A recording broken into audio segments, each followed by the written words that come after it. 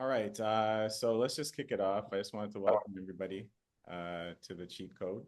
We're just having the first of this interactive, group session. Ultimately, you'll be able to ask questions later on in the session. Kelly and I will go back and forth, and we'll talk about some of the things that we think will be helpful to actors.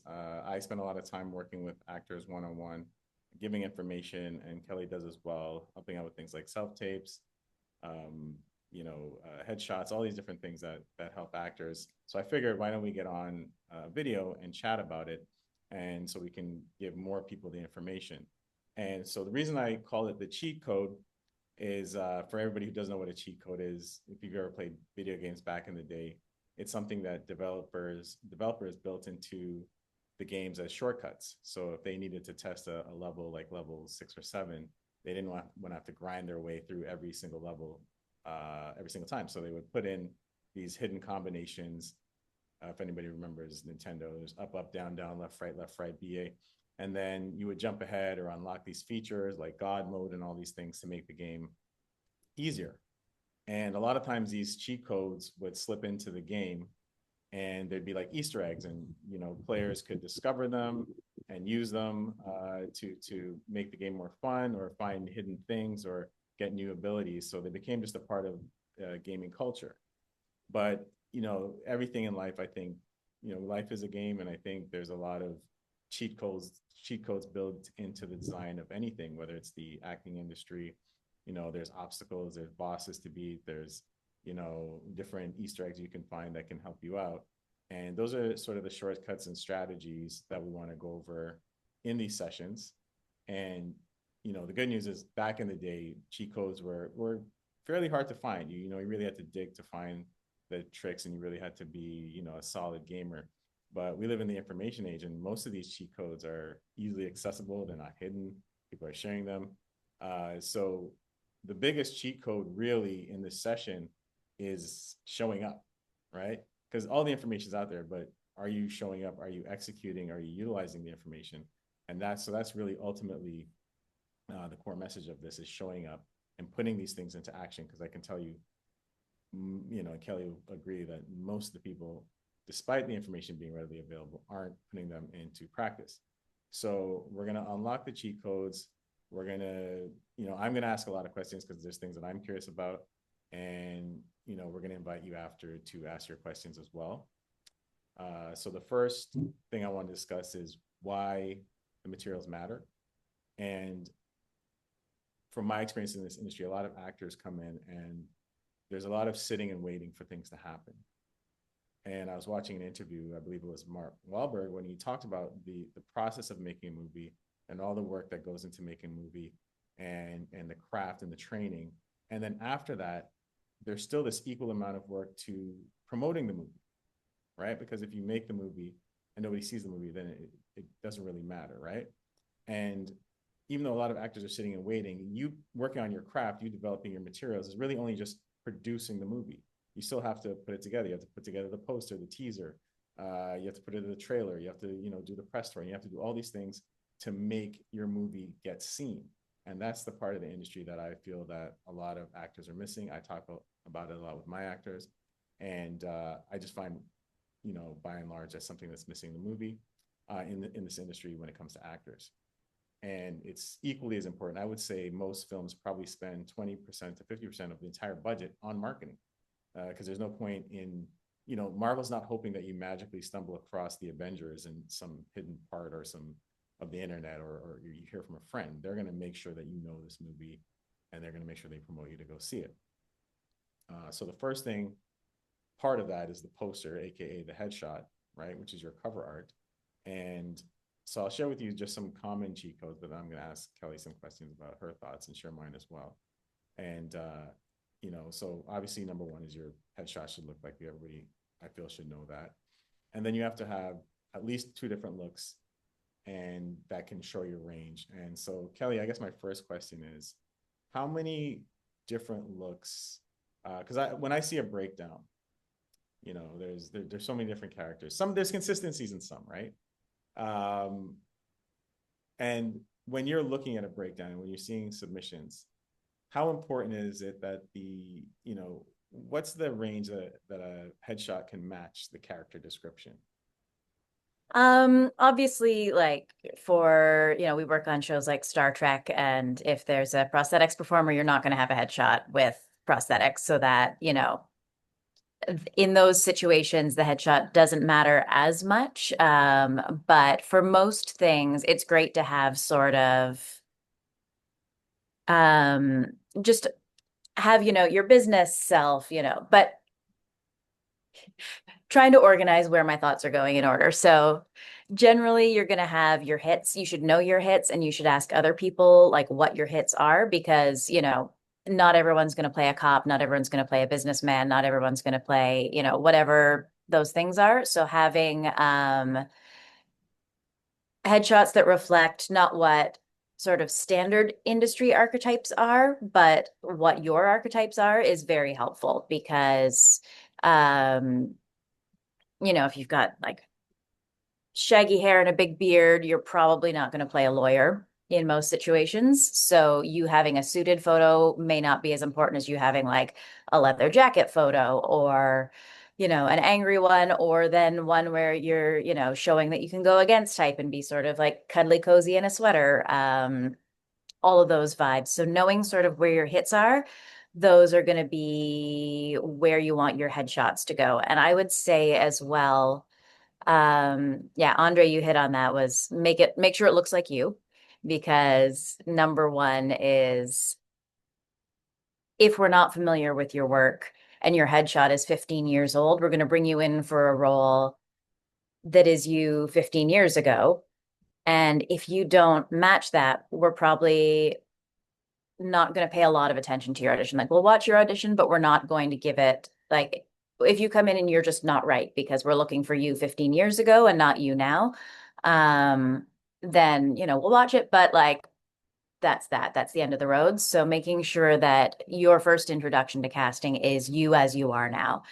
And I don't think these need to be, if you're someone who changes your hair a lot, you don't necessarily need to go and spend $1,000 every time you change your hair, but like making sure you have a reasonable iPhone photo that represents your current look can be really helpful, especially if we're looking for something very specific that you've done with your hair recently.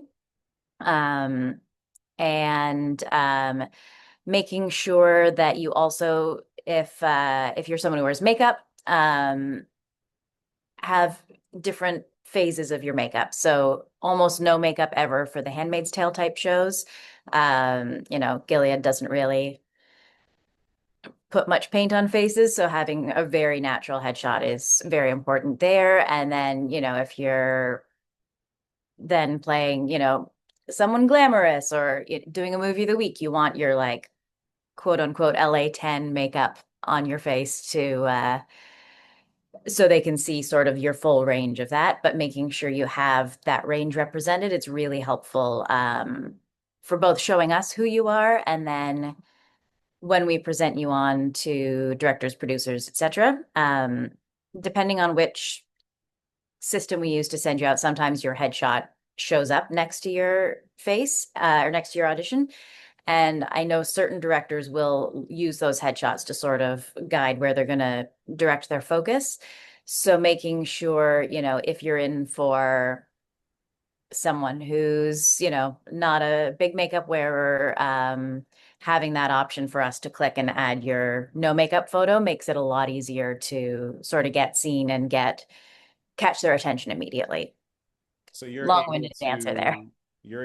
change the selection that the actor has sent, or is that like a thing? Yeah, so when it's on breakdown services, where most of our breakdowns go and you get submitted, we have access. So your agent will select which headshot gets submitted to us with your submission, but then we still have access to all of your other headshots.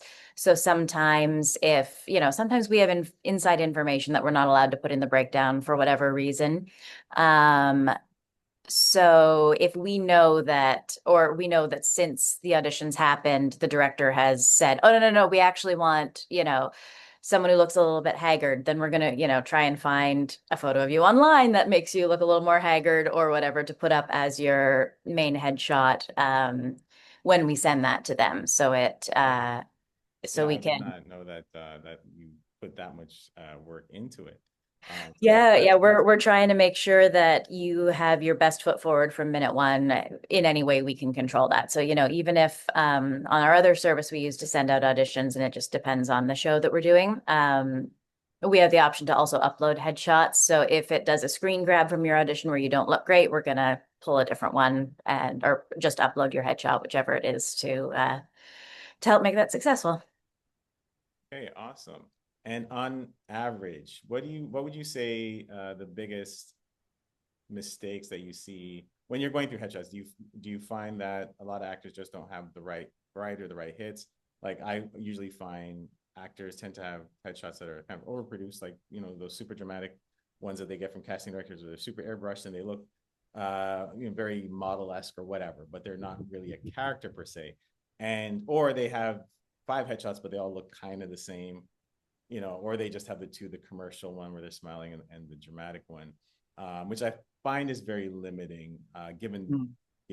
given the breakdowns, because the breakdowns are so varied. Like you have some hits that can fit a couple of things, waitress, et cetera, and then one can fit lawyer, business person, et cetera. And I find a lot of headshots don't fall into really any of those categories. So, what are some of the more common mistakes that you find with headshots? Yeah, I think you hit the nail on the head with the overproduced, over glamorized. Like, one of my main advice that I've been giving in the world is if you're going for like movie of the week career, like Christmas movies, then, a little lip filler, a little Botox is great. But if you're going for, if you want to be on a Handmaid's Tale type show, they don't have lip filler in Gilead. So like if your lips are overly filled, you're probably not going to be cast there. So it's the same thing with your headshot. Like you don't want it to be so glamorized that we can't see who you are and we can't picture you as anything other than that glamorous person. Because when we're going through 1,000 submissions for 30 roles in an episode of television, and each role has 1,000 submissions. That's a lot of headshots to go through. So if we don't know you and you're not immediately flagging for us as the hit, then we're probably going to pass you by. So making sure that it looks like you, like don't airbrush out your wrinkles, because the main thing we hear nowadays is bring us people who look like real people. And when you're, so snatched and airbrushed and everything, it just you don't look like a real person necessarily, or you don't look like what a 1970s gritty crime drama thinks of as a real person. So having allowing some flaws to go through, having emotion in your face other than just like, this is my pretty smile, this is how I've been smiling since I was 5 when my mom took 1,000 pictures, making sure that there's I had a great headshot photographer once with me. He would um, give me scenarios and then just snap as he gave me. So it was like, imagine that you're, at a party and your arch nemesis just walked in bragging about how she nailed an audition, and you know that your agent just called you and told you booked that job, and then just like snapped that expression or just gave scenarios so there was some life and some story in my face, because we're hiring actors, not models. So if we can see some story in your expression, in your face, in your still shot, then that's a great way to start, because I immediately want to know more about that person and why they're smirking at me. Yeah, and I think that's an important point between modeling and acting. And one of the analogies I give to actors that I talk to is, when somebody is taking a picture of you with their phone and you're standing there posing, and then they say, "Oh, I'm taking a video, by the way." And there's this, all of a sudden you're like, "Oh shit!" And then you release because you realize that how ridiculous you look Mhm. posing like that. And I think it's important for actors to remember that, yeah, you are working on a moving medium, and there's no scenario where you have tension and you're freezing. But I get it when we're taking pictures, because we do it, we all do it when we're taking whatever. We're trying to capture this exact perfect angle, frame, lighting, And so the habit of taking a picture forces you to do that, but it's important to let go of that impulse, right? Yeah, That's absolutely. an important point. And so with what you were saying as well, yeah, I do find that there's just not a lot of variety too. A lot of sometimes people take the same picture, or there's just too much makeup, or especially with AI, right? Hmm. It's so hard to distinguish between real people when you're watching these AI things. So we as artists, as real artists, should be pushing for more realism because that's the only thing that's going to separate us in the future. You're not going to be able to tell the difference unless we push for that realism in ourselves as well. So that's very important. Hmm. And, understanding that I think getting feedback on your headshots from your agent, from other people in the industry, from your friends, from your family members, because we don't always like we'll sometimes zero in and be like, oh no, my one eye was looking weird in that shot, so like I don't like that one, but like everyone else thinks that's your best shot and your most expressive shot, then like you should probably go with that shot. I mean, it's again, it's you have to be happy with the what you're presenting, but also recognize that what you're hyper fixating on may be making you overlook what would otherwise be a great, and that's advice for a take as well, because sometimes people be like, best take, second take, and then alt throwaway take, and their third take is the most interesting, but like their backdrop was folded over in the top corner. And I'm like, no, no, no, this is your best take. And you're hyper fixating on the fact that like I can see a little bit of your wall behind you instead of just solid backdrop. Send me your best acting, not your best like produced, because you are an actor, not a producer. That's a great point, and segues into the section about demo reel material. Uh, Hmm. and so some of the common, and this is basically your trailer, your movie trailer, your teaser for you as an actor. And some of the tips I usually get are, keep it under 2 minutes, leader the best scene. But what are some other common mistakes? So I know on breakdown services, I usually tell actors to put it up in clips because if you're applying for a specific role, I don't believe that casting is going to watch all the way through your demo if the clip that corresponds to that role is all the way at the end of your demo. So what are the preferred ways, I guess, that you view clips? Because I know on our end we submit the clips, Yeah. but what are I guess how do you view it on your end is what I want. Um, so we have also been known to edit your demo, like if that scene is at the end and we need to put that first because that shows exactly what we're looking for, we will do a little movie magic on our end and move that to the front of your demo reel. But I think my top picks are um, if you are just starting out,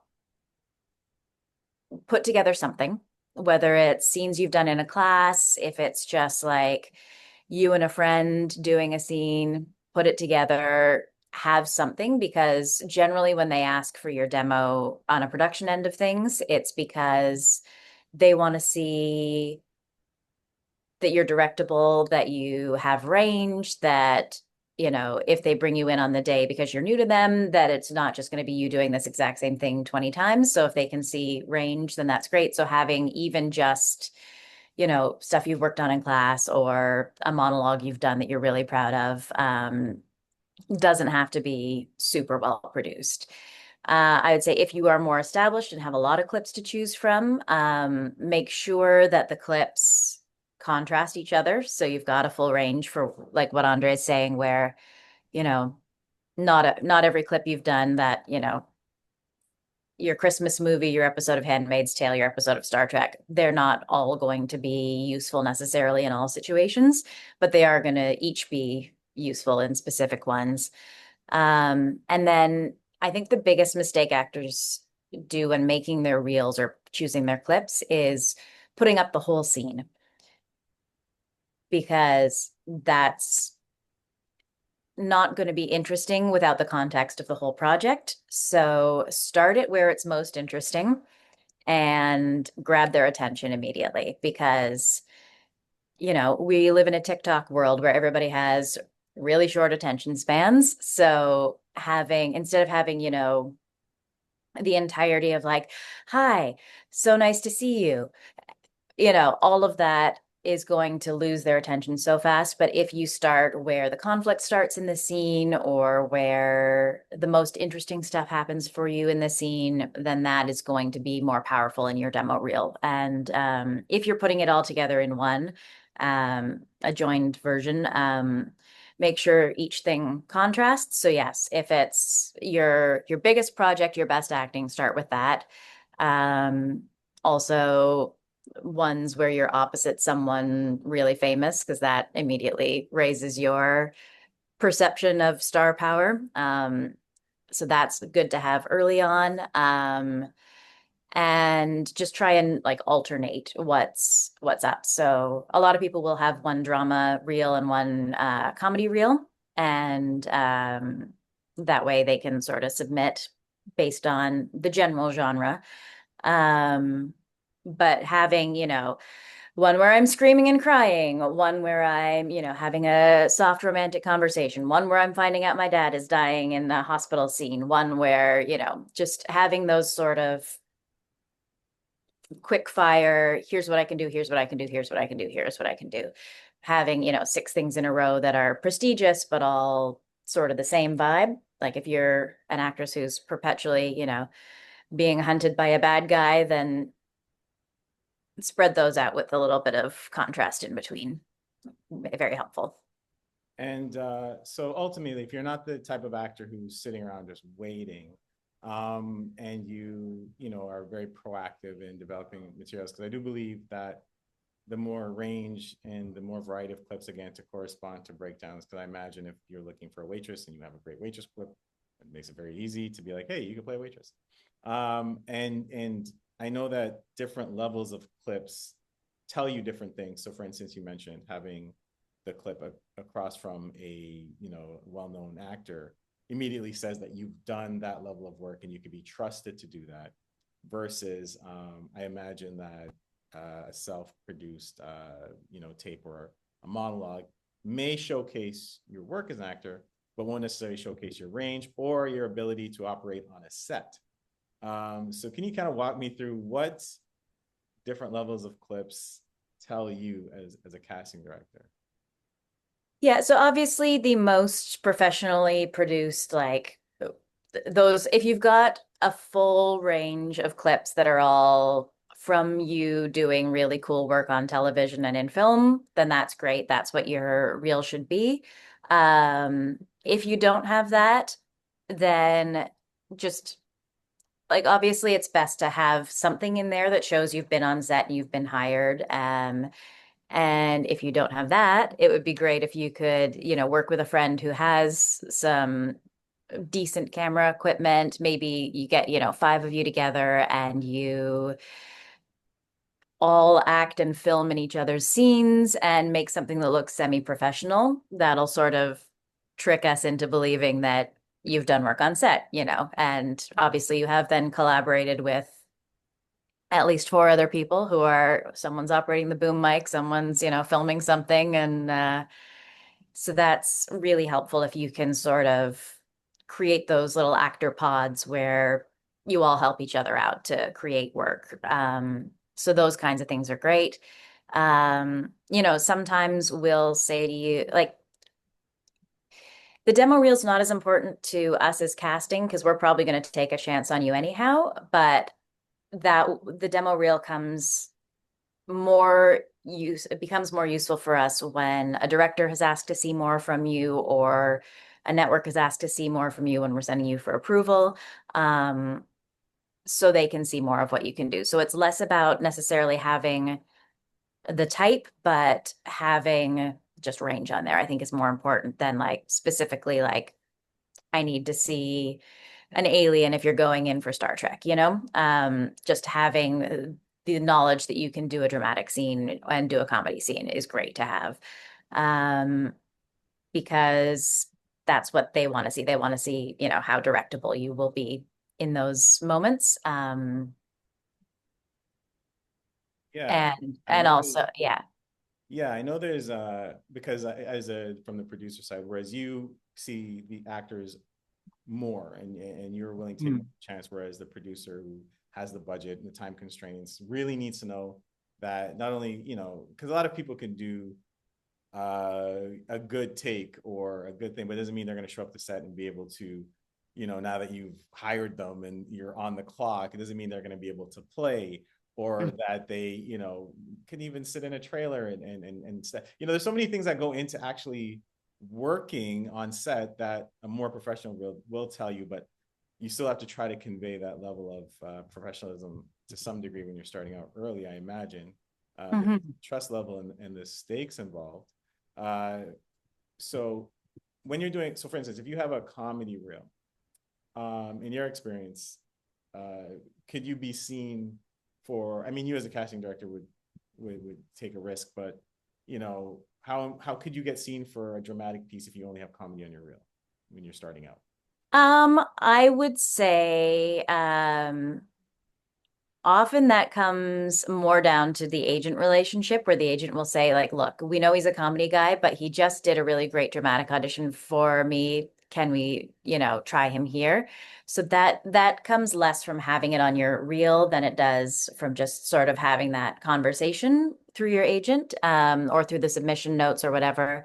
Um, you know, like Sean Majumder is one of our sort of best known comedy actors in Canada, but then also, you know, he's a brilliant dramatic actor. You know, he's crushed it on From for many seasons and all kinds of things. So he, you know, I think at a certain stage people understand that to be successful at comedy, you also have to sort of be a good actor. Like it's we've come to a point where we recognize that comedians are actually really good actors if they can do comedy acting as opposed to just stand-up comedy. But again, having when then we present that forwards once, you know, we've taken the risk because your agent said so. And then we present that forward. It is very helpful to have something else that you've done that's dramatic. So again, get together with your friends and put something down, do a monologue for us, you know, just have anything on your reel that we can show. Like, we were sending an actor out and the agent or the director says, okay, but I really want him to use this specific accent in it. Do you know if he can do this accent? And so we called the agent and said, does he have anything with this accent? And he sent back an audition that he'd done for another project that he had that accent. And, you know, we sent that on to them and they said, okay, great, done. So just having sort of a wealth of clips that you've done in any context can be useful in any context. So, you know, don't delete all of your auditions immediately, like have them on a drive somewhere where you can go back through and be like, oh, yes, I did a very dramatic scene where I had to scream and yell and use a Southern accent. Here it is. Let me send that off to you. Can be really helpful.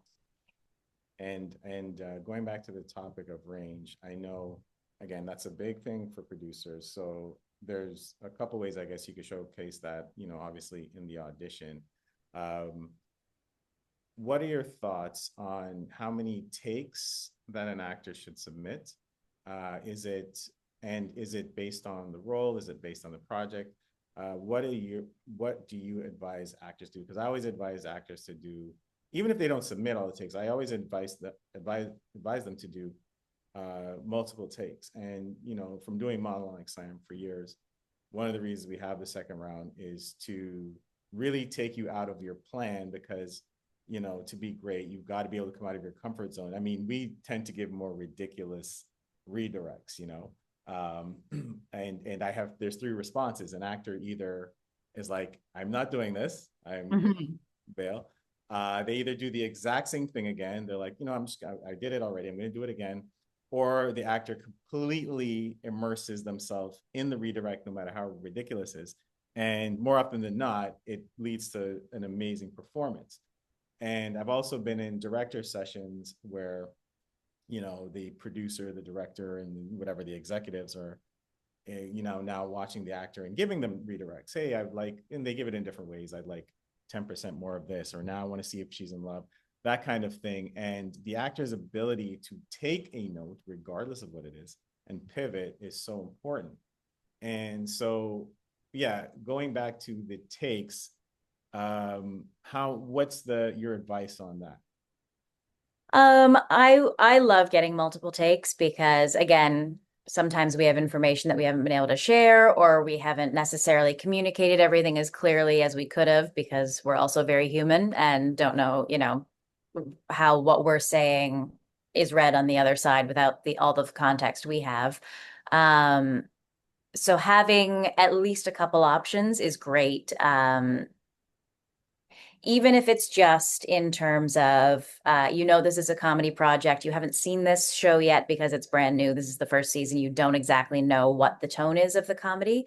Having one that is, like a very dry and small comedic performance, having something in the middle, and then having something that's very broad can be great. Like we were working on a show where our initial note was don't go too broad because that's what they'd given us, but they forgot that we're Canadians, and Canadians will automatically pull everything back and make it much, much smaller. So we got rid of the don't make anything too broad note, but still we would have actors send 3 takes, and it was just the slightest changes. And it would be actors that I know can do like crazy broad comedy, and I've seen them do it many times on Canadian television. But as soon as American television enters the picture, they go, oh no, can't do that here. And I'm like, but no, we need you to do this. So even though I'm saying, give me like a really big, as far as you can take, I know you're not giving me your 110%. Like we're not going to send everything that you send us. Your agents may not send us everything that you send them. But again, we're gonna pick whatever is right out of this and make you look the best we possibly can because we want you to get the job. When you get the job, our job is done on that role. So the best light we can present you in with the most options we can, because sometimes we don't know what degree the tone is going to be. So if we can say what we think is your best take, but then have alternates behind that where then they can see range, super helpful. I got it completely wrong on one show where I was looking for like really high stakes, and the director came back and said, oh no, I was looking for like a really like understated performance here. He's, been there, done that, seen that. And because every actor had like alternate takes below that, he was able to look to their second takes and see what he was looking for, whereas I'd put the other take first. And yeah, so having that, but also understanding where it's appropriate to do multiple takes and when that multiple take is going to serve you. Because sometimes I'll get people who will just do the like accentuate a different word in the sentence. Here's your latte, sir. Here's your latte, sir. Like it's not doing anything. It's just showing me that you've done an exercise in an acting class once on how a thing can change. So, having an opinion, changing your opinion about the person that you're acting opposite can be a great way to like freshen up, especially for an actor role where, if it is, here's your latte, sir. Um, have you had a great day and you're very friendly and this is one of your favorite customers, or is this a shitty day and this customer isn't always an ass when he comes in, or are you just there to hand someone their coffee and like not have any opinion about it whatsoever? Give us those 3 options, and that then gives the director something to work with and lets them know you're directable because you've given us things that are different and not just like louder or different words emphasized. Yeah, no, that's such an important point, because yeah, I find that the when you said broaden, I think about, especially in Canada, where I stress this to actors a lot, is you really have to be able to bring everything in the kitchen sink, because I always say it's better for them to tell you to take it down than to go up because one direction is a lot easier than the other. And in my experience, you know, uh, sometimes you do a tape. I used to do these really cinematic self tapes. I filmed myself, and it was for a big American production, and it was a lot of fun to do the tape, and we put everything in the tape. And when you're doing your own stuff, you have the liberty of going as far as you want. And I find that a lot of actors don't push themselves. I have seen the multiple takes where the only thing that changed is a small thing. I don't know, maybe you can't say it, but I imagined if I was on the other end watching multiple takes with slight variations, I'd be a little bit annoyed. My bad. But yeah, so I always say if you're doing multiple takes, there's got to be, you know, a discernible difference in choices and all these things. And the reason to even do this for actors, I stress, is because, you know, you may get in that situation, like I said, where, you know, you're in a director's session and we've done this amazing self tape, and out of, you know, against all odds, they brought you in to, because they like the self tape, but they want to see if you can play. And so the problem with that is, you know, when they give you the note of doing XYZ or go up 5%, is I find you're not going to get to your best self tape or your best audition take in a room with that much pressure. It's not going to happen, right? If you sit in a gym by yourself and use a sports analogy and you can hit 100 free throws, you're not, you know, maybe you hit 2 in the NBA finals, right? It's just to use an analogy. So people don't realize why it's important to really put this into practice by yourself, whether it's for an audition or not an audition. You really have to train yourself to get to that level in a room where the stakes are high, because in that situation, while we did execute this amazing crazy self tape in real time, maybe got to 10% of that, you know what I mean? And it's important that and I realized out of that experience that you have to be able to hit it maybe 9 out of 10 times to do it once in the room. If you do it 1 out of 10 times in the room, you're not going to do it in the room. So yeah, I think that's important. You know, thank you for, you know, really emphasizing the importance of the different takes and all that. Not just in the submission process, but even just in your own private process. Mhm. And if you've got like 10 great takes that you've done that are all very different and you're only sending 3, keep those other 7, because if we come back to you and say, no, they're looking for something that's a lot softer, and you've got a lot softer ready to go. You don't have to then, you know, go home and reset up and find your reader again and like do another take. You've got it. You've got it prepped and ready to go. You've got one that's so extreme where you're like screaming the house down, and then you don't have to do it 11 at night when your neighbors are mad, you know, if we ask you for a retape for tomorrow. Yes, 100%. Because yeah, there's a lot of times where I will get a tape and I'll say, hey, where's your second take? And they didn't do the second take. Now they got to go set it up again, and the clock's ticking, and then the submission deadline's coming, and then you have to send that, and then you may get more notes. So yeah, it saves everybody time if you on your own get in the practice of, you know, I'm going to, you know, and I mean, I imagine it should be fun as an actor to do all these different variations and take it as far as you can, because again, Canadians are definitely very conservative in my experience, or trying to get the gig, I guess, sticking within very small parameters of what they think the role, you know, requires versus like, you know, what can I bring to the role? Yeah. And I think a lot of that is because oftentimes, you know, the roles that go to Canadians in shows will be the ones that are more, you know, here's your latte, sir, where it's not about you, but being able to then make it about you when it is time for it to be about you Right.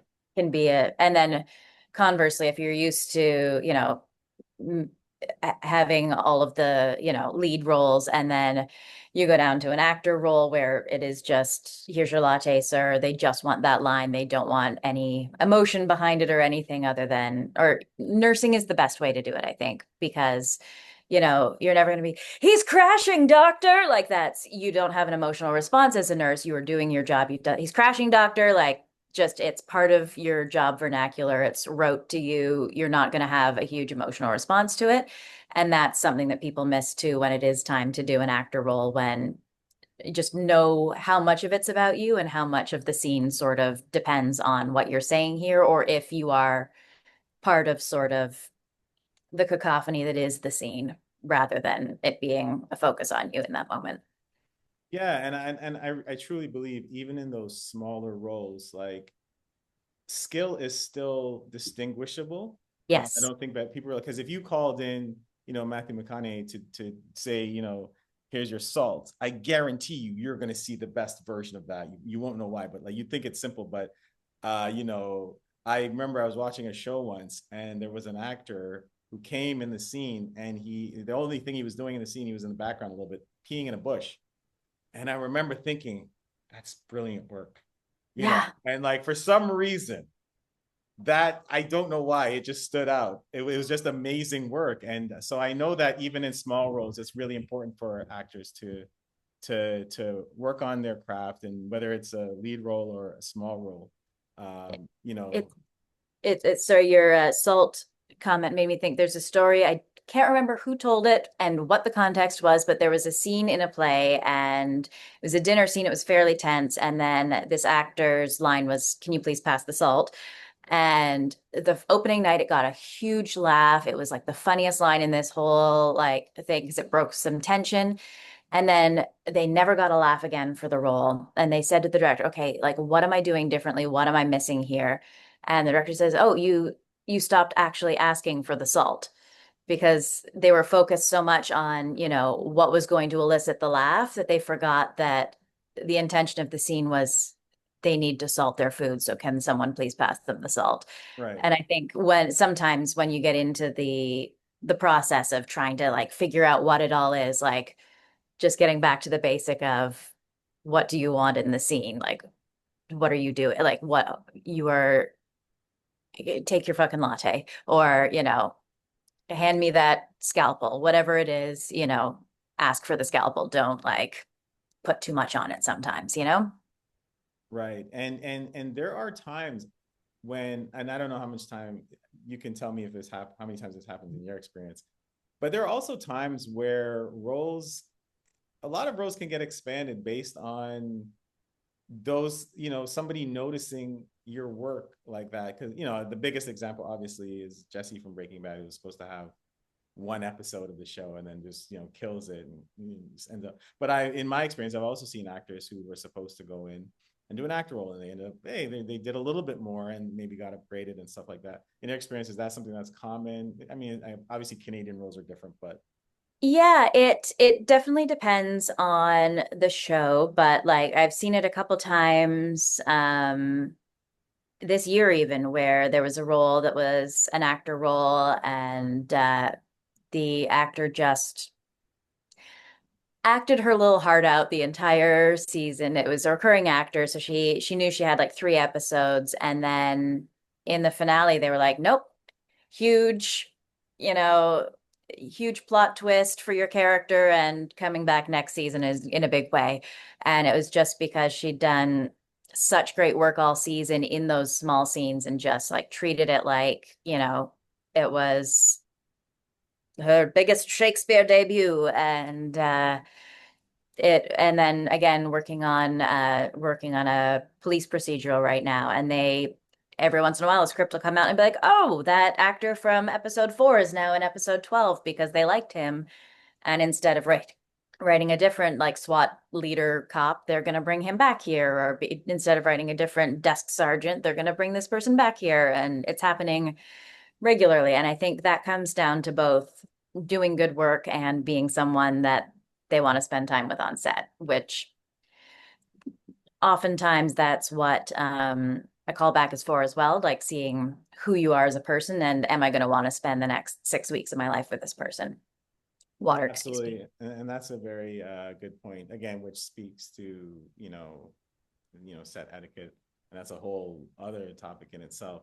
But yeah, I 100% don't think actors realize, because I think sometimes you get pigeonholed in, okay, well, it's this role, it's this credit, it's whatever, and they sort of match the energy to that.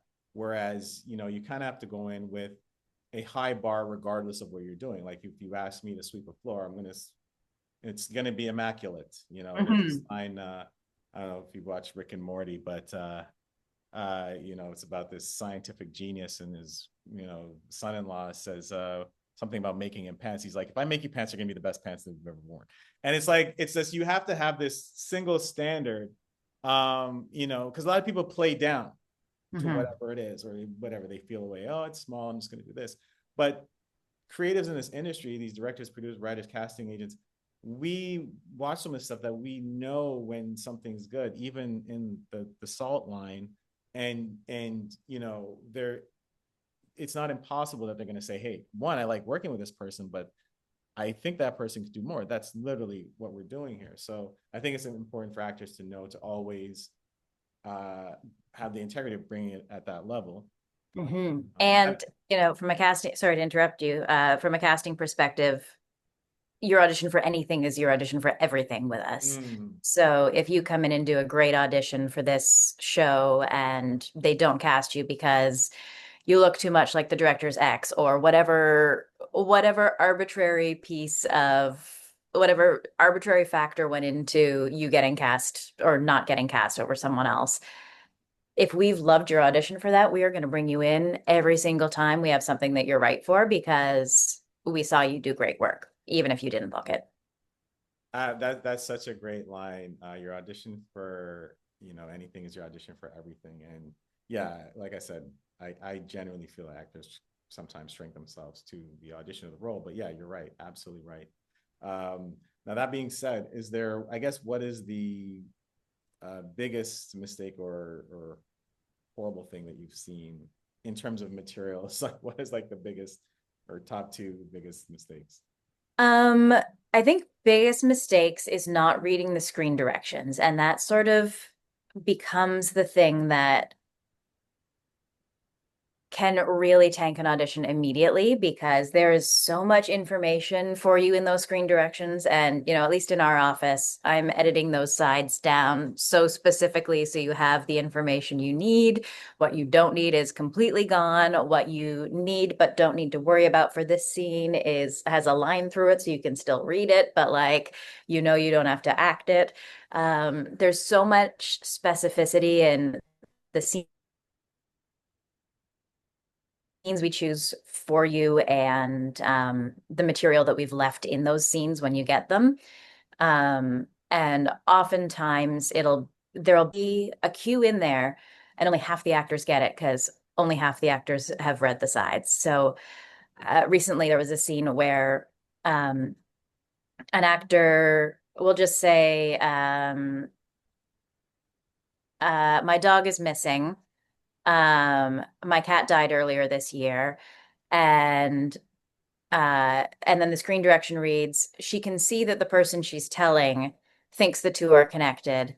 And oh no, no, no, my cat had cancer. It was or no, there was no oh no, no, no. That was the implied, but then she clarifies that my cat had cancer because she sees that the people don't understand. And everyone was just going straight through it. My dog ran away yesterday. My cat died. My cat had cancer, and nobody was like doing that simple screen direction of, "Oh, you think they're connected? No, they're not."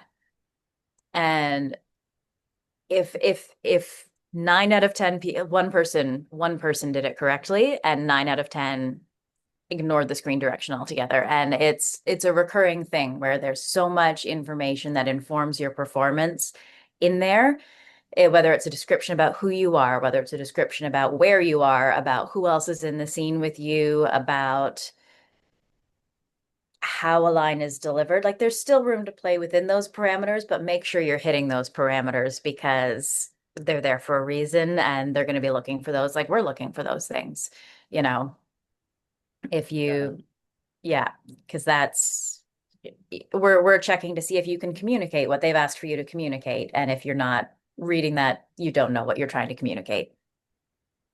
Yeah, absolutely. The word you said was specificity, and not just in because I find that a lot of people miss. I mean, we can talk about even just the submission process, labeling your files correctly, putting them in the right order, getting them on time. There's so many.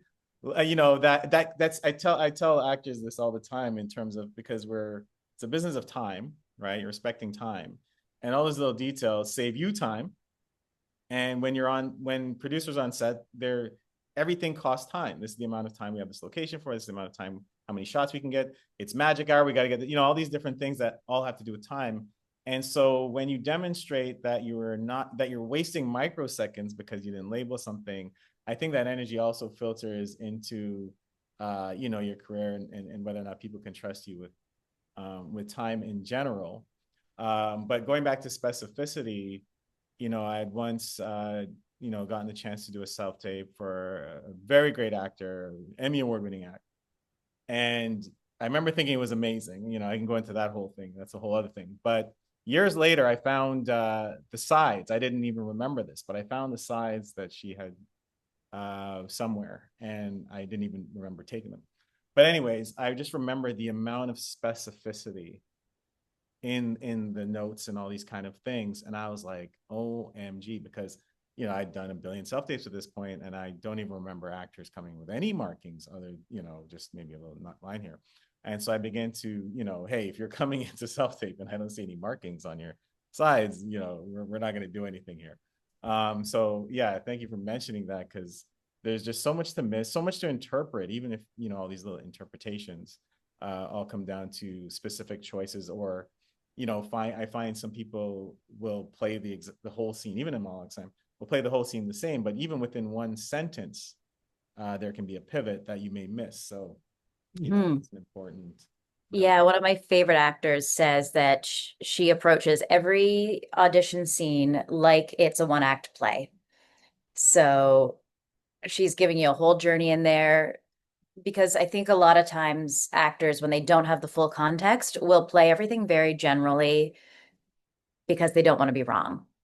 But that then just shows me that you're bland. Like, it doesn't, even if you're making a wrong choice in the context of the whole thing and you have acted that choice beautifully, I'm going to ask you for a redirect. I'm going to bring you in for a callback. I'm going to, be fascinated to see what else you can do. But it tells me that you're an actor is number one, because I was working with a couple actors on the same scene. They were all going in for the same movie. And there was a line in the second scene about a dress made of straw. And I said, okay, what is the dress made of straw? Because every single one of them, as they, came through, just sort of, was listing it off as part of the scene, yeah. And there was this thing with the dress of straw, and none of them, I didn't know what it was based on their performance. And they said, oh, I don't know. I haven't read the script. And I said, okay, but what is the dress of straw? Did she make it last minute and it made her an international success? And it was a piece that, she made in 30 seconds. So holy shit, what luck she had here. Did it catch fire and burn down the entire building that this dress made of straw was in? We're going to do it like 3 times, and each time you're going to give me a whole story about the dress made of straw, just in how you say the dress made of straw. Because if it's the dress made of straw where it was the thing she made in 30 seconds, then that the subtext of that line is you have horseshoes up your ass. If it was burning down the entire building, it was like, I'm gently teasing you about something that was really horrifically awful, but like everybody's okay now. If it's, if it all fell off and she was naked on stage, then it's teasing about, it completely changes the intention of the line based on what the story is that you've created for that reference in the scenes. You need to know what all those references are, even if you don't know what they are in the context of the full piece. And that level of specificity just makes your scene interesting. Absolutely. And it's very easy to tell, when I'm watching an audition, uh, that the line you said because it was in the script, but you don't really have a feeling or context towards it. It's just there. Yeah. I said it because it's in the middle of this thing. And what happens is when you do that, is it kind of messes with your work, because now there's this thing you're dreading as you're walking yourself through the scene, because that it's never arbitrary. It's not like you could just let it. You can't leave it. You can't just be like, okay, well, I'm doing the rest of the scene, but this scene, okay, I don't get it, but I'll just say it and move on. Yeah. There's some way it's going to become a speed bump. And so, yeah, I think to your point is make something, make it important for whatever reason. It could be anything, as long as it gives it meaning and gives it so it sounds like something. Because when you just say it, it really we're going to notice. Yeah. Yeah. And like, give yourself 3 different ways to do it. Film yourself doing it those 3 different ways. And which way makes you want to know more about this story? Send that take, that's the vibe there. And then I think the third thing is understanding that the audition is not just about you and your scene partner. It's you are creating the world of the movie. Like we're your audition is your coverage in the context of the movie or the TV show. So, if you're like the best auditions I've seen, you can see the space that they're in, the people that they're speaking to. Like there was one where an actor had one reader. I knew he had one reader, but there were three people in the scene, and he shook each of their hands as part of his audition. And I, to this day, do not know which hand was the hand of his reader because the way he greeted each point in his focus was so complete and so focused. It blew my mind. I still like I watch that audition back regularly because I'm like I'm trying to figure out who was the real handshake because I can't. And he created a whole world, there was space for, noticing things. There was space for keeping the pacing up still, but space for the life of the TV show because, a lot of people, especially theater actors, will come in and it's very presentational and all of it is direct address to their scene partner. But they forget that when you're a human, you find thoughts elsewhere, you breathe, you aren't just standing up straight and giving a performance. You've got life, you've got itches, you've got, you find a thought somewhere else. Something catches your eye across the scene, creating that whole world and not just focusing on how I'm interacting with my scene partner makes it a performance rather than just classwork. Yeah, 100%. I'm gonna be very blunt in how much I hate that. Like, because I've seen the sides as well. I get it. You're literally just saying the words that are on the page that I've seen, and I know what your face looks like. So there's nothing new here. And yes, I really do encourage actors world building, and that could be a whole other topic. But I like to tell actors that the activity, the business, all that other stuff, that's what I'm waiting to see when I see the self tape. That's what that's what I'm waiting to see. Like, where are you? And we ask it at Slam all the time. It's like, yeah, we know that scene, we know what it sounds like, but like, where are you? Who are you talking to? What is your opinion? All these different things that really make it, yeah, like you said, a performance versus it's the most entry level. Everybody who's sending the tape is going to look. We know you're doing a self tape. We don't need to know that. We know there's a reader. There's so many things that people do that just don't go above and beyond, and it is, I would say, it just happens more often than not. Mhm. And I wish that in watching tapes it was more about, oh, what are the interesting things these different actors are doing, and we could just completely eliminate the, like, what, I don't know what you want to call it. It's just a line read at that point. But even great line reads, if you've ever seen those, good line reads, they're still very animated and very Mhm. immersive. So yeah, so that's a good point, and I really hope any actor listening to this will never again send in the tape where I'm talking to the reader, I'm looking at the reader, and I'm saying the lines on the page, and there's nothing else happening Yeah. other than my backdrop. But yeah, but I don't. And I That's think a whole other thing. I think if you're someone who struggles to sort of get into your body and like live in a scene naturally, my best advice is to like grab a piece of string and tie knots in it off camera because we can't see what your hands are like. I could be doing anything down here and you can't see it, but it just takes you out of that. Like if I'm tying knots in my charger cable, then it's given me some like business to do with my hands that adds life to how I'm moving through the scene. And we don't need to see it in this part, but it will make you more of a real person if you're just doing something, Anything. folding laundry.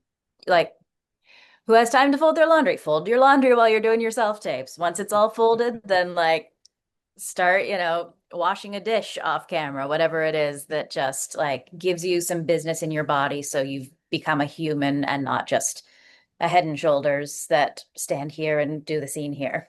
Right. Well, yeah. I mean, I'm sure we can go into that for another 10 days. But Yeah. okay, let's move along to one more topic on the submission. Last but not least, but I guess the resume, the actor's resume, uh, how much does that factor in on your end when you're looking at any actor, whether new or experienced? So where does the resume play in Um, so if you're new to us, yes. Like if I'm going through submissions and, it's the third round, they've seen everybody and I'm trying all actors that I've never seen before. I'm going through your resume and looking at your theater credits because those are really specific in terms of like what types of roles you play and are sort of universal. Like everyone knows that if you're Hedda Gabler and Hedda Gabler, you're a certain type of actor. If you're Macbeth and Macbeth, you're a certain type of actor. So those things are really helpful to have on there for film and TV, it's always listed, what category of role you performed in a thing. So sometimes I'll then say, oh, they were in this, who are they in this? And then go to your IMDb and like look at that. So those things help me sort of decide if you're right for the thing and if you've probably got enough experience to pull off this kind of, or this, whatever this scene is. Special skills are great.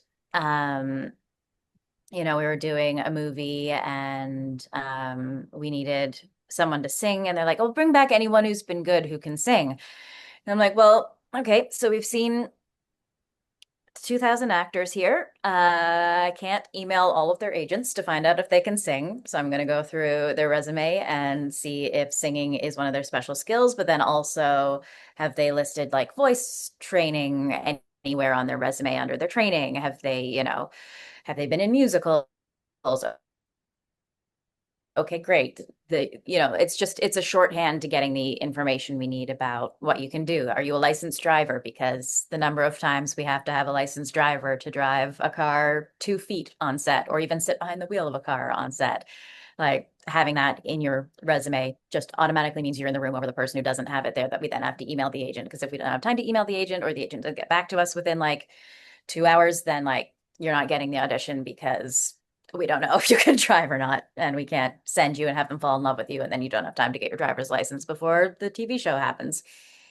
So all of it is just as much information as you can give us to save us time and that is accurate is great. So, I would say for things like accents,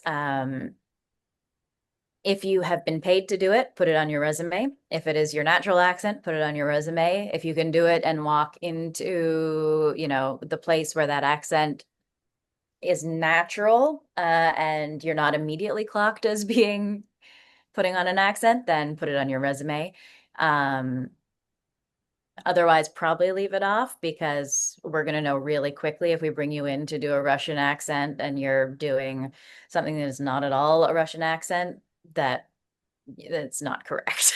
And it? you're not gonna get the audition. We're not gonna send your tape on further because unless we know they've got like 6 months to do accent coaching, you are 6 months away from being able to do this on screen, my friend. Right. Okay. Okay. That's good information. Yeah, I find that the resume tends to, or even the acting profile tends to be the most underutilized part, because even as an agent, I find that, like you said, it's funny that you said the driver's license thing, because there's so many times I will see a role and say, oh, it requires a license. I'll be like, I could have sworn I know this person drove somewhere. I will look it up. And there have been so many profiles, they're just incomplete. They just don't have the Mhm. information. And from my side, it is painful because you got to text this person, be hey, this and that.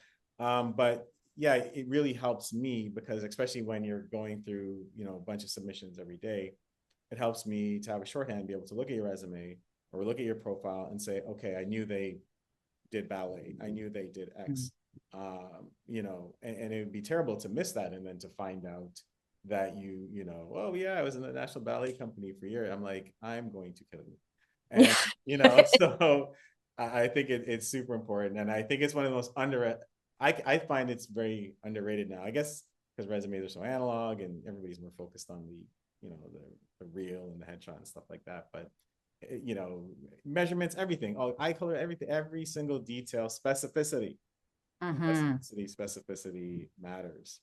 Yeah, and don't put everything on your special skills because it can end up being like a chunk like this that is very hard to, I can control F to a certain extent, but like if I'm looking for something very specific, so I would say anything that you could do believably on screen with like one or two coachings, put Right. that on your resume. Like I've played tennis once. I could put tennis on my resume. No, there is no universe in which I would be a believable tennis player in one or two coachings if I needed to do it on screen like in 2 weeks. Right. Um, Right. Because it's not like it's not the American feature where, you're the lead and you're gonna, turn into a bodybuilder over 2 years. Uh, yeah. it's it's a very short time frame and it's just tennis and yeah, so Exactly. And if they that's a have good two note. years, they don't care if you've got training in it. Like Natalie Portman was not a ballerina before Black Swan, but they just put the effort into training her because she was Natalie Portman. And Right. if you're not Natalie Portman, you're probably not going to be trained for that length of time. And you probably booked the role 10 days or 2 weeks Yeah. before the shoot Yeah. and still have to be trained. So yeah, Yeah. that's an important note. But yeah, like if it's a dance thing and like you took tap, jazz, and ballet, don't also put like hip hop, lyrical, everything else under the sun unless you've done them all at like a high level and like have trained in them all. Because if you've done tap, jazz, and ballet, we're going to assume that you can do this lyrical combination, like it's Right. understanding that, if you're a runner, then yes, we can put you on a soccer field and you will be able to run and probably kick a ball in a direction well enough on screen that, you know, we can then cut to it's a goal because your soccer double has scored the goal. So, just understand that we'll be able to infer that you're athletic if you have the like six sports you play at an elite level. You don't have to put then every sport you've ever, done a pickup game of. And so aside from everything we've discussed, and in the submission process, is there anything that I guess we haven't covered that from your end is a pain point when it comes to, I guess, the submission process that you would like to see end? Um, read the notes too, because we'll send you like tone notes and accent notes. And don't throw an accent on something if we haven't asked for it, because unless it's your natural accent, in which case give us one take in the accent we're asking for and one take in your natural accent if that accent is not Canadian, because there are no shows that want a Canadian accent. So it's standard American or your natural accent if it isn't Canadian. So if you've got like a British accent and this character could be a British lawyer, then and your British accent is your natural accent, not one that you are putting on because you are confident that you are very, very good at it, because chances are you're not as good at it as you think you are in the end. So yeah, so only give us an alt take and an accent if it's your natural accent. Um, and pay attention to what we're actually asking for. If you have questions about it, ask your agent to ask us, because that shows us that you're asking intelligent questions about the material.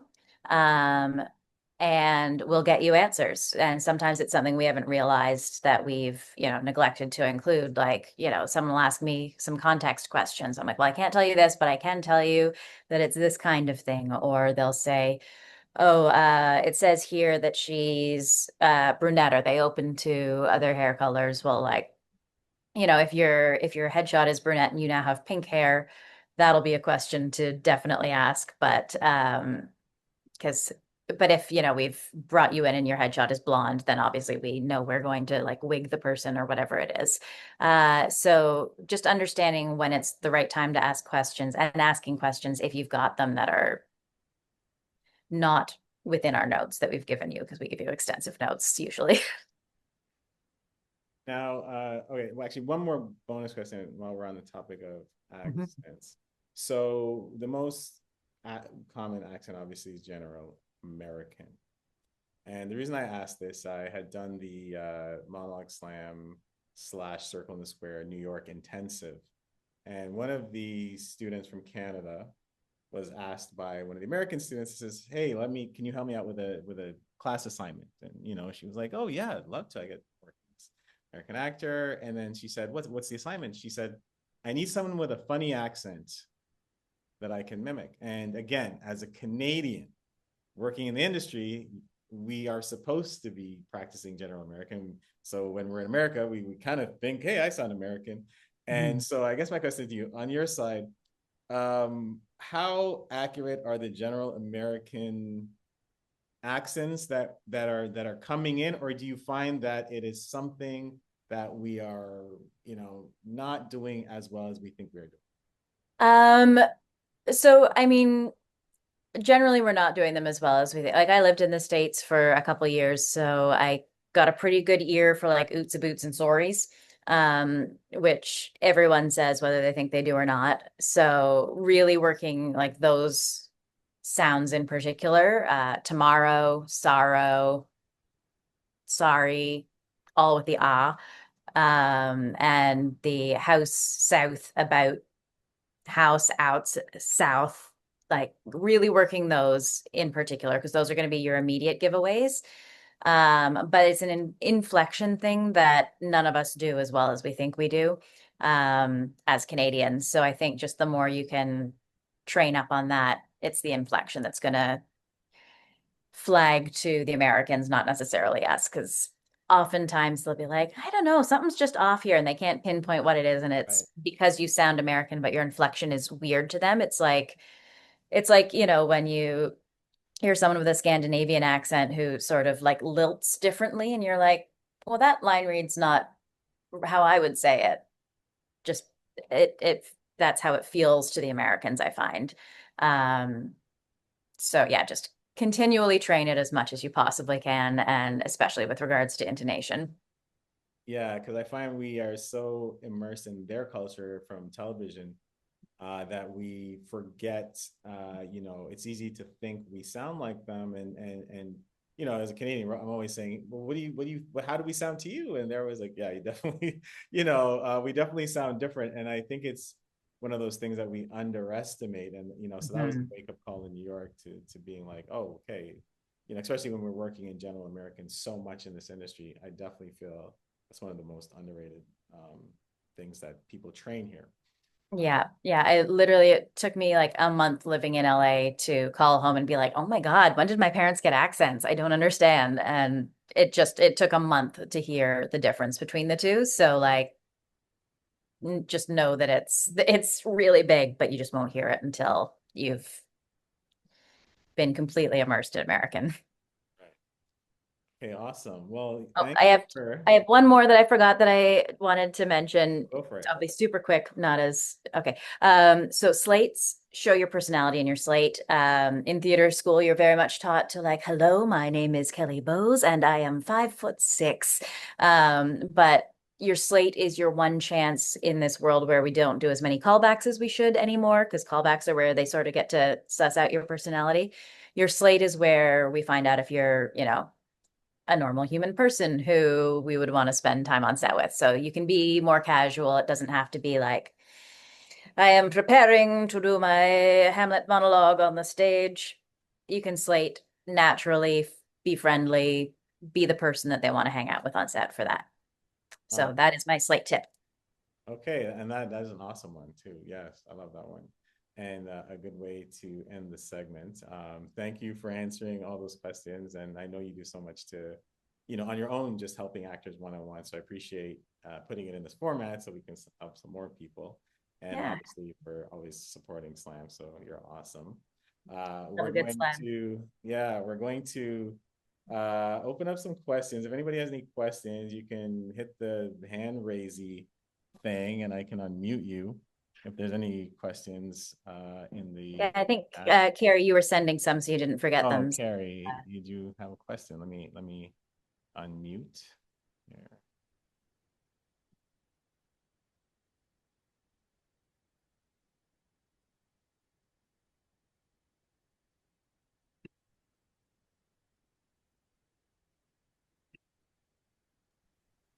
Hello. Hello. Yeah, there we go. Okay. Hi. Oh my gosh, Kelly, thank you so much. Andre, thank you for this. This has been wonderful to listen. Okay, I had two questions here. I just thought of them as we were going through it, and you kind of answered them, but I just wanted to get some clarity on it. The Mhm. first one is about what we were talking in terms of submitting multiple takes, and like even if it's a small role, like you're kind of interested still in seeing it. But the moment that we started talking about like the US versus Canadian dynamic, like the fact that it could be a smaller role, but then what is the point of the scene? Like something that I've thought about and have had conversations with people about too is like when it is just an actor role, especially if it's like a one or two liner, the scene isn't about you. Like Mhm. it's just not, right? So at what point is it kind of like, okay, like for the purposes of, you know, forming a relationship with you or the casting director kind of go, like, here's my range, here's what I'm capable of. And like, yes, submitting a couple different takes. Like, at what point is it like, okay, it's a one liner, like we're here to serve the purpose, the bigger purpose of the scene, and it's not really, you know, a playground or free for all to for you to be like, here's what I think. I could play this like three different ways, yes, but is what's the point of this role to begin with? What's your thought on that? Yeah, I think for a drama or, drama adjacent, probably you're going to want to submit one take and Mm, the correct way. Like if you know that this is just there to like be the nurse in the background who's yelling he's crashing, then just yell it correctly as you yeah, would the nurse. But if it's a comedy, I would say definitely give a couple because you never know when you could have like a delivery guy who, does a little bing bang bong yeah, or whatever. We recently had a role for a driver, and it was like a two-line actor role, and it was originally off screen, and then they decided they wanted to make it on screen, and so we did auditions for it, and was expecting, the typical like, okay, one more stop, but like someone started their audition like singing along to the radio and like having just creating a world for themselves essentially and then like yelling the line over their shoulder. They booked it immediately. Like it was such just a dynamic, they built a world yeah, within, yeah, you know um because even though they're in not the focus of the scene and not the, function of the scene, they are there creating a world. And because she created this world by like, what a bus driver would do in their day, like and because it was a comedy, there was space to play with that. right, So yeah. And so it yeah, like it's built on the existing world, I guess, to make it feel of the yeah, same feeling. Yeah. yeah, Okay, cool. yeah, That's really helpful. Yeah, that's a really good actually distinguishing between like a drama where you're like, all right, like I'm literally here just to like hand you something. yeah, That's kind of yeah, it. Okay, yeah. cool. And then sorry, I have one more question Hmm. before we jump over to Laurent. So the screen directions, totally Mhm. heard on like making sure you like read everything. Another thing that has come up often in conversations is like sometimes though in a scene it feels like there are a lot of directions, Yeah, especially ones that require some sort of physicality that like, naturally when you're filming the actual scene and you've got camera changes and, cuts and stuff, um, it makes a lot of sense. But from an audition standpoint, like what is your feeling or what would your recommendation be? Is there room to simplify? Because I find that I get this way too of like I just get so in my head of like how do I do this to like make it look good in the square that I have or in the rectangle frame that I have, but then end up forgetting like wait no, the purpose of this interaction is to communicate this particular emotion or connection with your scene partner. Like what are your thoughts on when that happens? Because it does happen, I find happens a lot. yeah. I think you've nailed it. It's understanding when the action is important to the scene. Sometimes I'll leave in like some fight choreo just Mm-hmm. so you know what's going to be sort of expected within the scene. And like if you are a stunt person, then you can like show off a little bit of your stunt work. Right. But if there's like a whole like brawl in the middle of your scene, just like maybe throw a punch or maybe like do like a little dodge or whatever you're going to do just to like indicate yes, I understand there's physicality here, Mm, and to like get myself in the space of like fighting energy. But you don't have to do absolutely everything unless it seems really important. Like she pours water here, probably okay, not important, but cool. like, if you're a waitress and you're, filling coffee as you're talking, that's nice business to create the scene. Sure, sure. But Yeah, again, because I get worried, and to your point, it's like I don't want it to feel like I'm not recognizing that there's a lot yeah, happening in it, but then it's like, well, do I actually need to like, be so busy that it feels like I am just moving for the sake of moving and not really like yeah. No, I doing think what I should be doing. I think you've nailed it. Like you just need to sort of have a thought about it. Yeah. And, if you're worried, give us a take where you do it all, give us a take where you simplify, Okay. like all those Cool. things are option. But if it seems very clear to you, it's probably very clear what you should do there. Okay. Cool. All right, that's it. Thank you. You. Yeah, and I want to say this all goes back to really, like we said, mindset and, just your process or craft as an actor in world building, because I think it gets more difficult when you're trying to manufacture something as small as, let's say, pasta salt, for instance. So the actor you referenced, Kelly, did a great job because they quickly are able to build a world and just give you a segment of that. Because that's really what you're asking. There's no too much, right? Real is real, Yeah. right? It's too much if you are forcing something to be real. You're trying, like, you shouldn't be trying to figure out how to pass the salt, right? Yeah. Because you've lived your entire life and your entire life has created all these moments. So the actor's ability, and this comes into your craft, and even if you do 1,000 takes, it's really just, can I be real in this moment? And if you have to build a whole world around that just to pass the salt, give yourself permission to do that. I think it's when you minimize the role itself, and then you try to figure out how do I, do this thing and with just one line. No, it's create a world and clip, the thing out of it. But that's, it goes back to world building, like you said.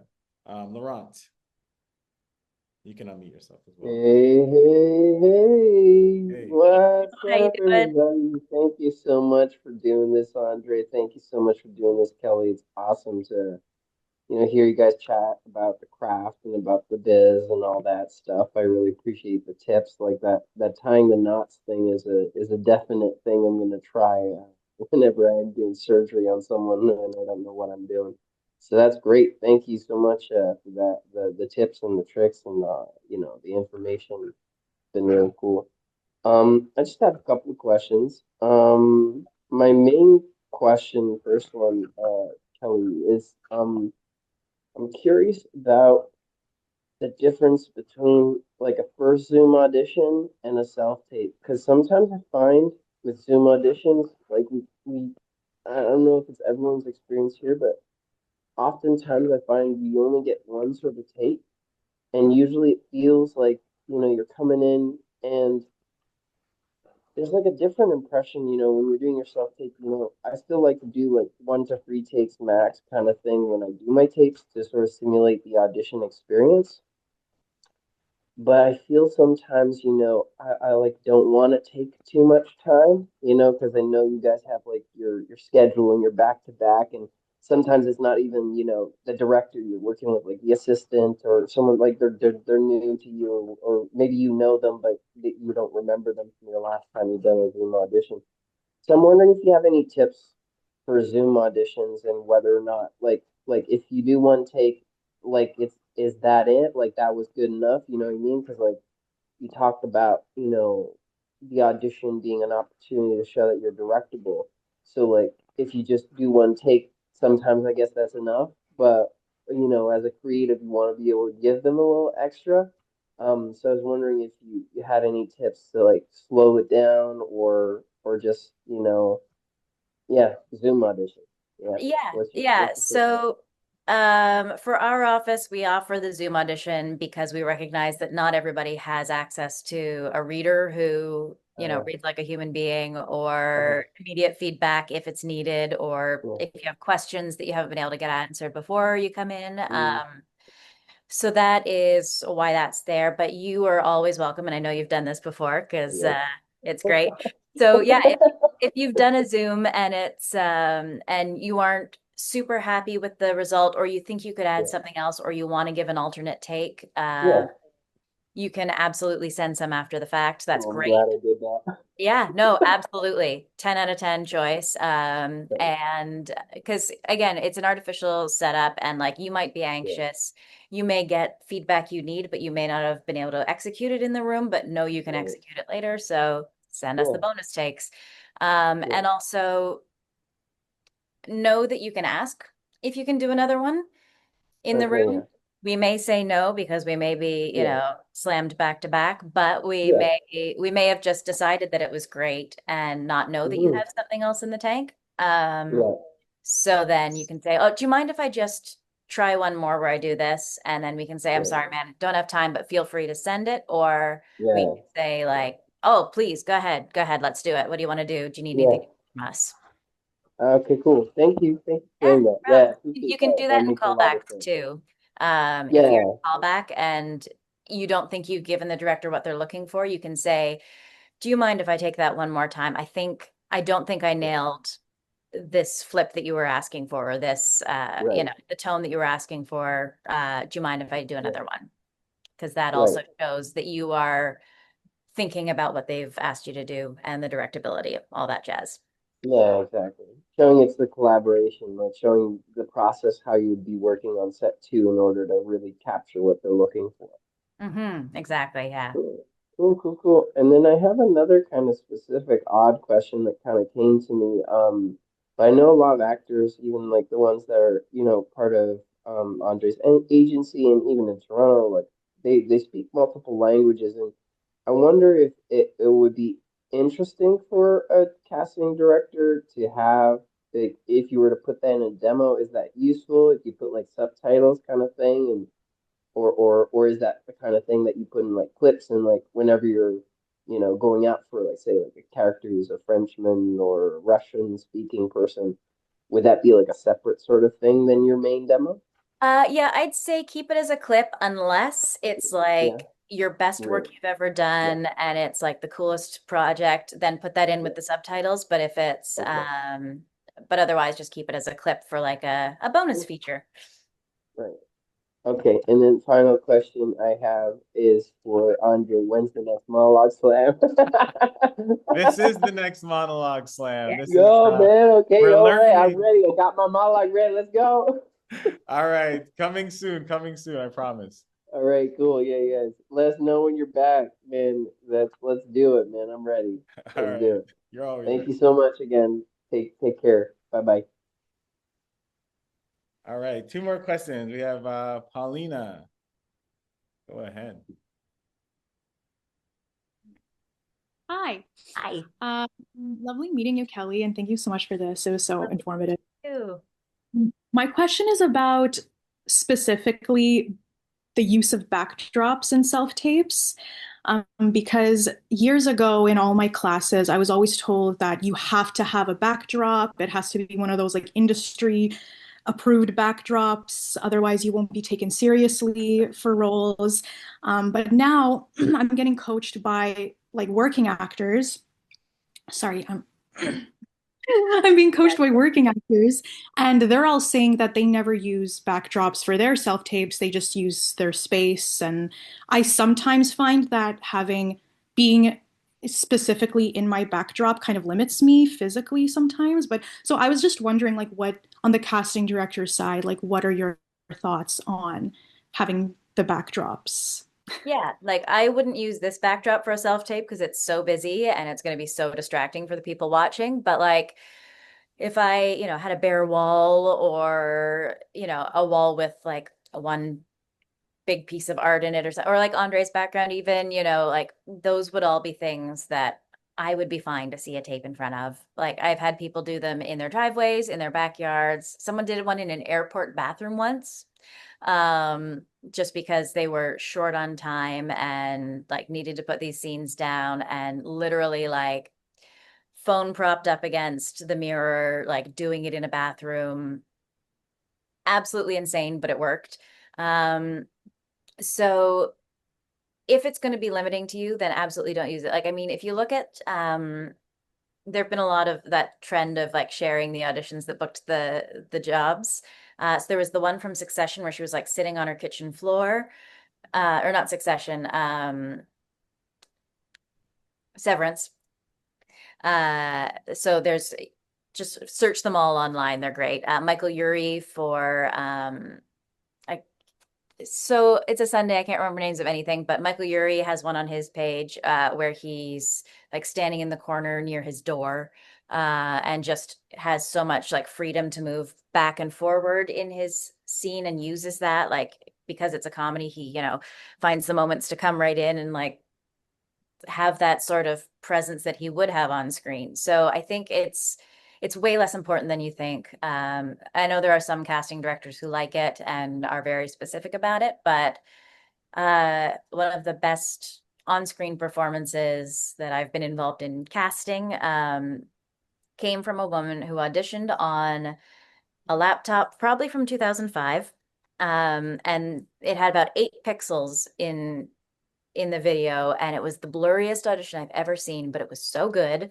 And the director of the episode said, okay, can you have her do this again with a better camera? Because I think she's good, but I can't see her. And so she did it again and had like a friend like tape it on an actual phone and booked the role, and the performance was incredible. And so, it's again like it's about the acting. If you're doing good acting and like your backdrop falls down, don't care. If you keep going through your backdrop falling down, then like more power to you. And I've had people's like animals walk by in the background or, anything under the sun. But if you are doing good acting, that is the take you should send. And if your backdrop is limiting what you can do, get rid of the backdrop. Another one of my favorite auditions, a woman sitting in front of the wall in her house, like petting her dog during her audition, booked it. It was great. Thank you. I just have one super, super quick technical question. And it's about actors' access. How important, specifically, like how important do you find are slate shots in kind of like getting noticed? Is that just something that Actors Access is pushing to make money, or like? Yeah, they're just. I've literally never watched a slate shot on Actors Access. I've been doing this for almost 6 years. Never watched it. Do not, do not waste your money. I am all for like, yes, a beautiful headshot's great, but like if your friend can take a really beautiful photo of you on an iPhone and save you $1,000, great. If you can post a slate there that you've done for another audition and like call that your slate shot, great. Do not waste your money on expensive things that are not you training to be best at your craft. Thank you so much. Yeah, no problem. That was an excellent question. Yeah, 'cause I know wonder about the whole slate shot thing. And going back to your point about the backdrops, because I did a session of this at the actor conference, I think a lot of the rules are made like in all things in life. Most rules are made for the people who ruin it for everybody, right? Yeah. And so those rules are generally made for the person who made that super distracting self-tape, and they're like, okay, stop. Let's just keep it like this. But on the other end, there are kind of our own rules. Like as long as it complements, again, like Kelly said, number one is if your work is great, it doesn't matter. Actors do not realize that if you flub the line and it's your best work, yes, keep it. The back anything if as long as it's your best realist work. It drives me crazy. So many actors that either omit that take or they will be in the, because I filmed a lot of self tapes. They'll be in the middle of good work and they'll stop because the line wasn't right, and it's like, you know what I mean? They know the lines, they wrote them. That your job is the work, and it's like. And do you know how many drafts of a script I get while a thing is filming because an actor has said a different word on the day? Yes. And nobody so if you're auditioning for M. Night Shyamalan, get it word perfect. That's the end of the list that I've worked with. Maybe Nolan or somebody like that. Yeah. I don't know his style yet, but yeah, Shyamalan was literally the only person who's ever said, no, please don't repeat a word, don't add anything. I've written it the way I want it written. Right. But like if, I once had an actor change a word because he kept saying about instead of, and couldn't get his about in, so he just changed the line so he didn't have to say the word about. Yeah. And it, it's again, like if you are so emotional that you stutter a word, that's great. That's real. That's life, you know. Yeah, that's one of the most underrated things people don't realize is that it's your best work over everything and whatever. And if something in your tape complements that, I did a tape once where it was set in high school and we didn't break into high school, but we went to like school, as a college or something, and we filmed it like the movie. And I had fun doing that. And they're not going to say no, it was too cinematic. They don't. If it helps your work go that far, but if you think about it, there's not really that many rules. It's just don't do anything stupid. That's Yeah. the real rule where it's distracting and they're like, what is, and I don't think it's been a long time since I've seen somebody do something that weird anyway. But Yeah, like literally when I call out, like we're casting off of photos for something and I say full body photo, fully clothed, please. That's not because I'm going to ask you someday for a fully naked photo. It's because someone has sent one something where time. it's a questionable choice for sending a photo to the casting director, and I would like not to have a repeat of that. Thank you. Right. Ruined it for everybody. Yeah. Okay, Thane, last question.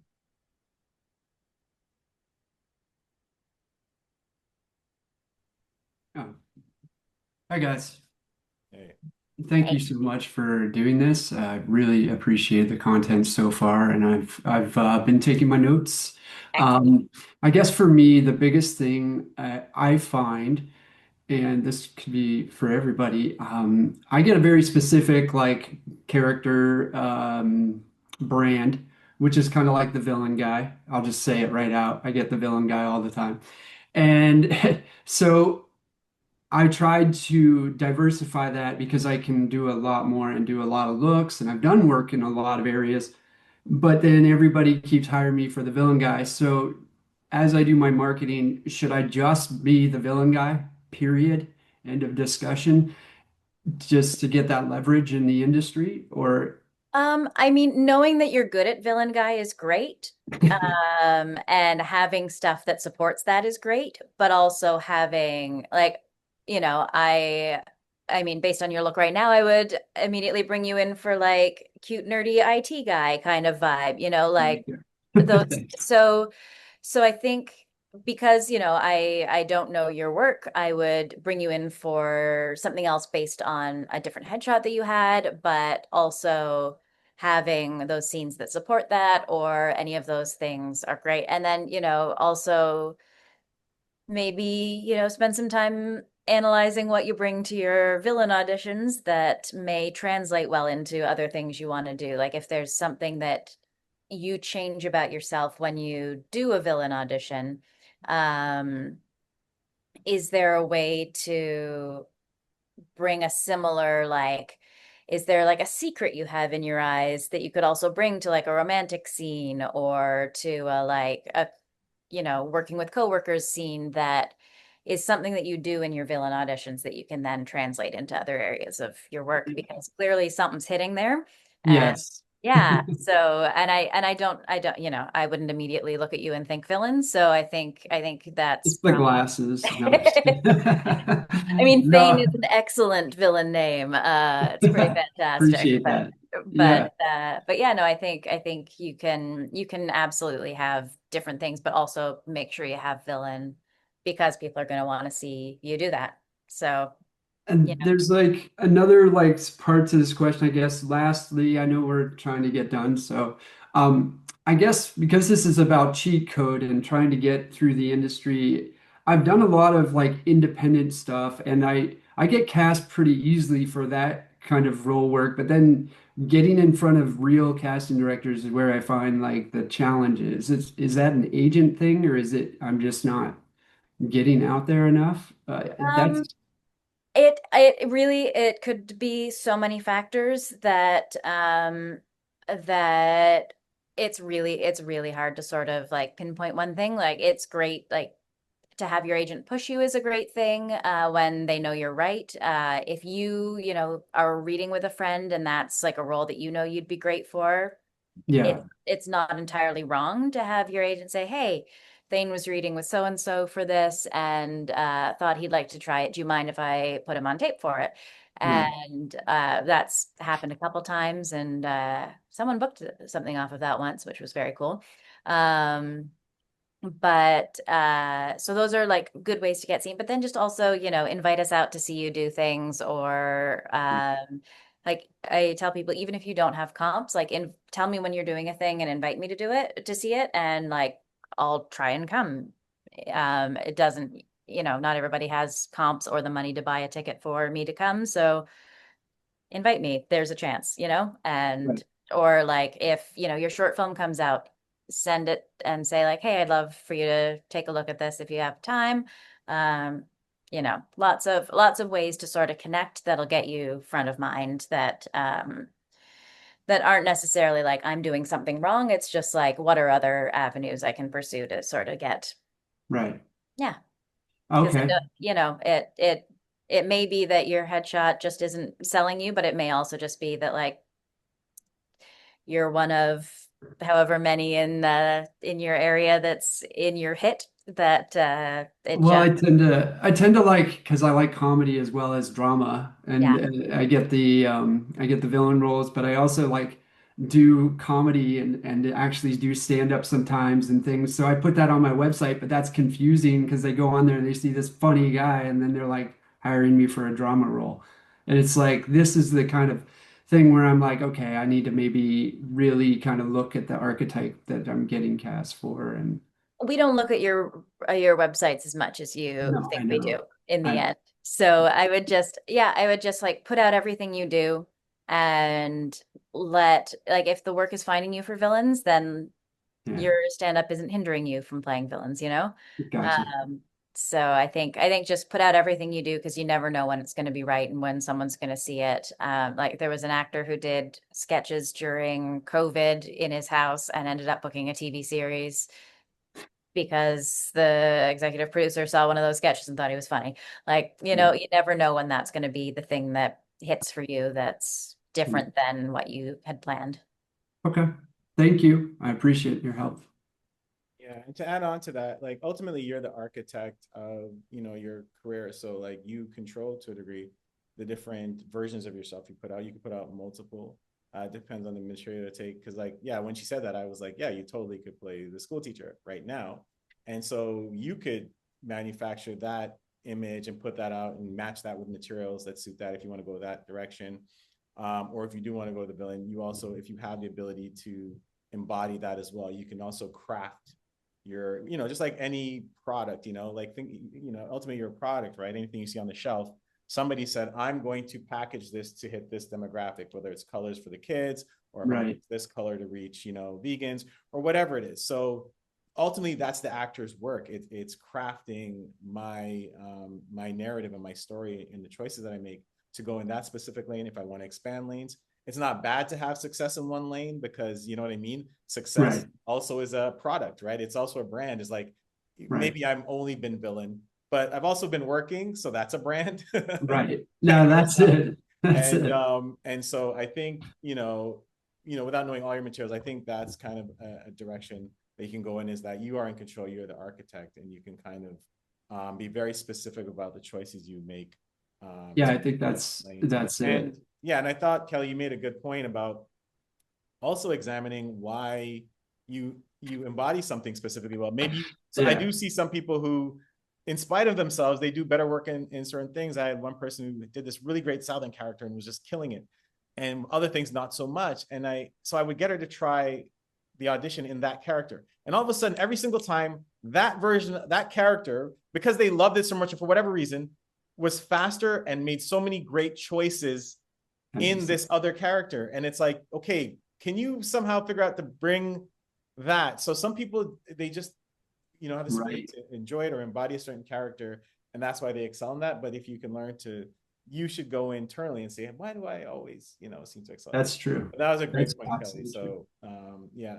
And I mean, if you look at Christopher Walken's career, he was a villain up until he did a Fat Boy Slim video where he tapped dance and was hilarious, I and now love he does it. Yeah. everything. Like you never know when that piece will just open up a new phase of your career. And the cowbell the cowbell. Yes. I can't forget the cowbell. Yeah. All right. So Well, good. thank you. Thank you so much, Andre and Kelly. I appreciate everything. Thank you. Appreciate you. And that's I know we've gone well over time. But this is the first one and it was very informative. So I want to thank you, Kelly, first of all, for being so collaborative, for helping so many people in the industry, including myself, and for coming on and doing this. Like it means the world. Apologies for my long-windedness. No. I could go all day, and I'm sure we could sit here all day. But yeah, I want to condense this because I want to, obviously share it. I want to thank everybody who joined. I had a really cool package and teaser that I wanted to put out and with Kelly to promote, because I knew if people knew Kelly was coming on, and then a bunch more people would be on this. But then I also wanted to reward the people who took the initiative before all that. So, I mean, we'll put it out after with all the cool stuff anyways for the people who, didn't come in first. But I really have to applaud. It was specific to keep it to this group because I wanted to be very, to emphasize that the real cheat code is, making the choice to show up. That's 90% of everything. And to putting this much care into your work that you will take the time on a Sunday afternoon to learn about this. Again, I promise you, that puts you ahead of 90% of the industry. No offense to anybody who's watching this after, right?